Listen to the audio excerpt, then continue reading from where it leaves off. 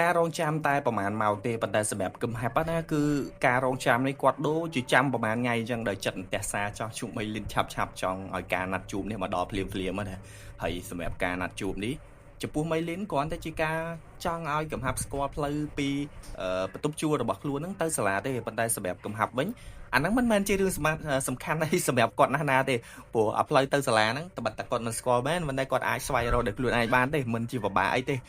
តែរឿងសំខាន់សម្រាប់គឹមហាប់គឺចង់ជួបមីលីនតែម្ដងហ្នឹងឯងអញ្ចឹងមីលីនគឺជា objective សំខាន់សម្រាប់គឹមហាប់មិនមែនការដែលស្គាល់ផ្លូវទេតែសម្រាប់មីលីនគេគ្រាន់តែចង់ជូនឲ្យទៅស្គាល់ផ្លូវតែប៉ុណ្្នឹងឯងអញ្ចឹងបានថាស្រឡាញ់គេម្នាក់ឯងអញ្ចឹងមែនណាយើងគិតតែឯងយើងគិតខុសពីគេគិតណាអត់ដូចគេគិតទេហ្នឹងហើយពេលវេលាម៉ោង4មកដល់ពេលល្ងាចម៉ោង4មកដល់គឹមហាប់ក៏ទៅងូតទឹកសម្អាតខ្លួនស្លៀកពាក់យ៉ាងស្អាតបាញ់ទឹកអប់យ៉ាងក៏អូបតុបតែងខ្លួនមកសង្ហាឥតខ្ចោះ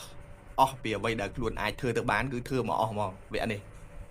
រៀបចំខ្លួនបានរៀបរយអស់ហើយក៏មិននៅរងចាំឲ្យយូរទេគឺទាញម៉ូតូឆ្វាច់ជិះទៅមុខផ្ទះរបស់មីលីនតែម្ដងគឺទៅយកកូនស្រីរបស់គេដល់មុខផ្ទះរបស់គេតែម្ដងទៅដល់ឃើញមីលីនកំពុងតែឈរចាំនៅឯមាត់ទ្វារនឹងស្រាប់តែម្ដងហើយក៏ឃើញម្ដាយរបស់មីលីននៅចិត្តនឹងផងដែរមីលីនគាត់តែឃើញគឹមហាប់ហើយគាត់ក៏និយាយទៅកាន់ម្ដាយរបស់គាត់ថាម៉ាក់បងគឹមហាប់មកដល់ល្មមខ្ញុំទៅសិនហើយណាហើយម្ដាយរបស់មីលីនក៏និយាយមកកាន់គឹមហាប់ដូចគ្នាថាមើលជីស្រួលបួរណាក្មួយគឹមហាប់នេះអត់សូវចេះនិយាយស្ដីអីច្រើនទេក៏តបបាទខ្លីៗថាបាទអ៊ំអីតែប៉ុណ្្នឹងដែរហ្នឹងហើយពួកគេទាំងពីរនាក់ក៏ចេញម៉ូតូមកជិះម៉ូតូទៅតាមដងផ្លូវហ្នឹងមីលីនគឺរៀបរាប់ប្រាប់គឹមហាប់ណាទីតាំងផ្សេងមានអាគារពេទ្យមានអាគារសាលាក្រុងសាលាអីចឹងទៅរៀបរាប់ប្រាប់ផ្លូវប្រាប់អីដល់គឹមហាប់ចឹងទៅហើយក៏ប្រាប់មកដល់កន្លែង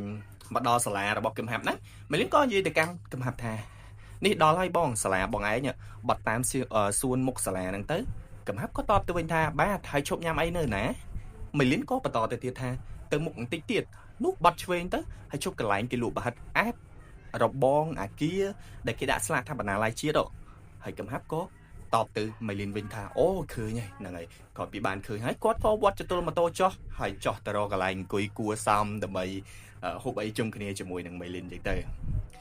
មីលីនក៏និយាយទៅកាន់គឹមហាប់ពូជិះម៉ូតូមកឆ្អែតហើយចង់សួរបញ្ជាក់គឹមហាប់ណាថាប៉ុណ្ណឹងបានស្គាល់ផ្លូវហើយនៅអញ្ចឹងគាត់ក៏និយាយទៅកាន់គឹមហាប់ថាបើអញចាំបានអត់និយាយទៅ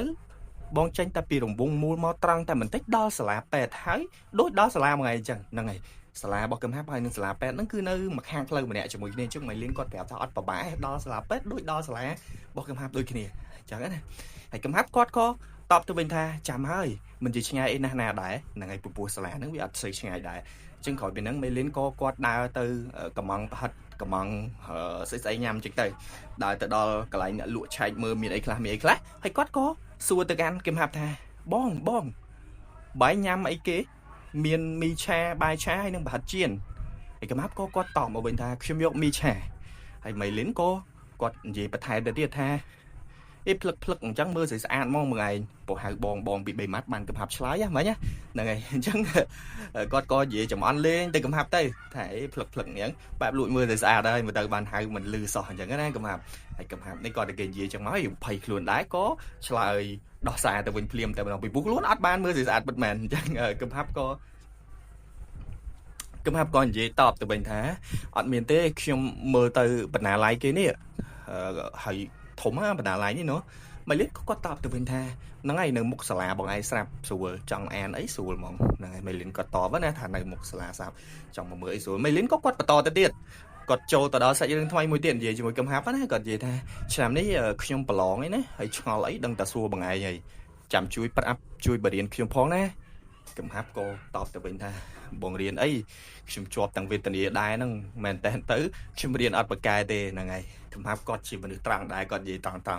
លើកមុនហ្នឹងថាអូខេអីហ្នឹងដោយសារតែភ័យពេកទេនិយាយអត់តឥឡូវនេះគឺស្រួលអារម្មណ៍បាននិយាយបានស្រួលបួលគឺអត់កុហកអីនិយាយប្រាប់ត្រង់ទេតែខ្លួនមិនជាសាបកកែអីទេដឹងជួយអីទេណាមីលីនក៏និយាយទៅកាន់គឹមហាប់វិញខ្លាចគឹមហាប់វាមកអន់ចិត្តដែរអញ្ចឹងណាគាត់ក៏និយាយទៅតែពិតគឹមហាប់ក៏គ្មានតែអន់ចិត្តអីទេគាត់តែនិយាយត្រង់ណាតែមីលីនគាត់ចេះបារម្ភខ្លាចគឹមហាប់អន់ចិត្តអញ្ចឹងតែគាត់ក៏និយាយទៅវិញថាឯងតែជក់ឲ្យតែជាប់បកកែបងឯងគំគិតអញ្ចឹងហ្នឹងហើយគាត់និយាយលួងគឹមហាប់ខ្លាចគឹមហាប់គិតថាខ្លួនឯងគឹមហាប់នេះគ្មានទេគ្មានតែដល់ខ្វល់អីរឿងអស់ហ្នឹងទេនិយាយហ្នឹងគឺនិយាយត្រង់ទេមិននិយាយអត់ចិត្តអីទេហ្នឹង ហើយកំហាប់ក៏គាត់បន្តទៅមីលីនទៀតគាត់ថាមិត្តភក្តិខ្ញុំបានគេរៀនប៉ាកែគេប្រឡងជាប់រៀនវិស្វករនៅសាលាតិចណូចាំពេលណាតនេខ្ញុំណែនាំឲ្យស្គាល់គេឈ្មោះតារាហ្នឹងហើយ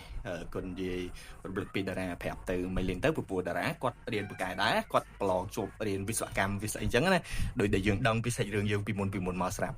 ហើយគាត់ក៏បន្តទៅទៀតថាហើយខ្ញុំមានម្នាក់ទៀតឈ្មោះសាក់រៀនប៉ាកែខ្លាំងហ្មងប៉ុន្តែស្ដាយវាអត់បានរៀនតទេ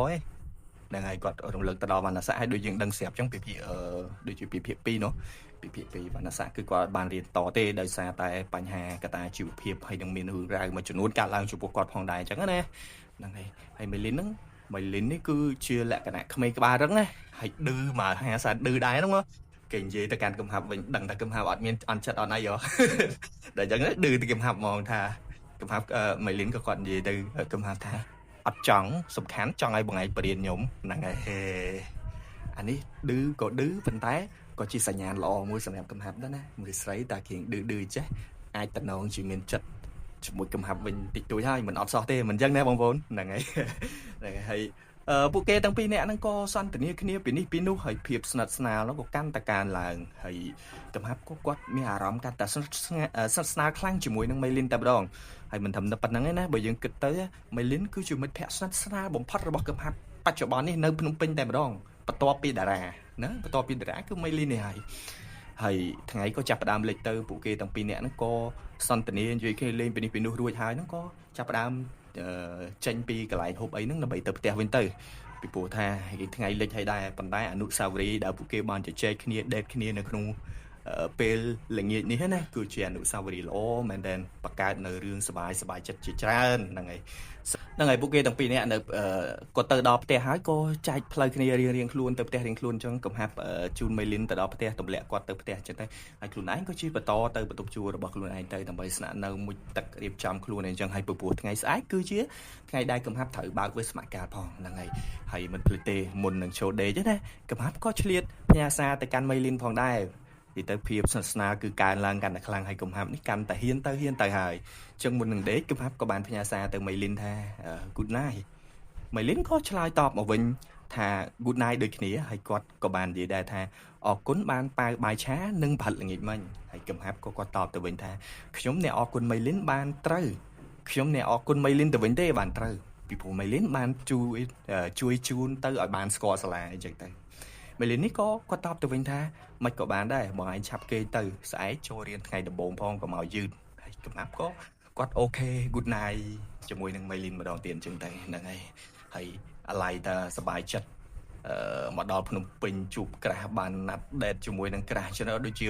តំណងជាចង់ភ្លេចអំពីរឿងសំខាន់ដែលត្រូវមកភ្នំពេញនេះបាត់ទៅហើយកំណាប់មែនទេទៅ